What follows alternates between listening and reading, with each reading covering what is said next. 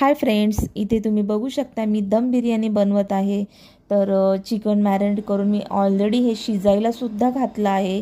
आणि या बाजूला मी तांदूळ भिजत घातले होते अर्धा तासासाठी पाण्यात। तर त्याचा बासमती तांदळाचा हा भात सुद्धा आपला बनवून तयार झाला आहे।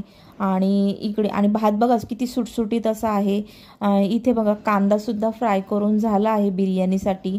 आता मी थर लावून घेतले आहेत, तर तुम्ही बघू शकता थर लावून झालेत। आणि कांदा आहे तळलेला, पुदिना आहे, केशरचं दूध आहे घातलेलं। आणि मी आता तुपाची धार सोडतीये, म्हणजे आपल्या बिर्याणीला छान असा तुपाचा फ्लेवर येतो आणि फ्लेवरफुल कलरफुल आपली अशी ही बिर्याणी बनवून तयार होईल। आणि आता बघा मी याला दम द्यायला ठेवते आणि छान असं 15 ते 20 मिनिटं मी याला दणदणीत अशी छान वाफ घेऊन दम देऊन घेणार आहे। इथे बघा आपली बिर्याणी तयार झाली आहे।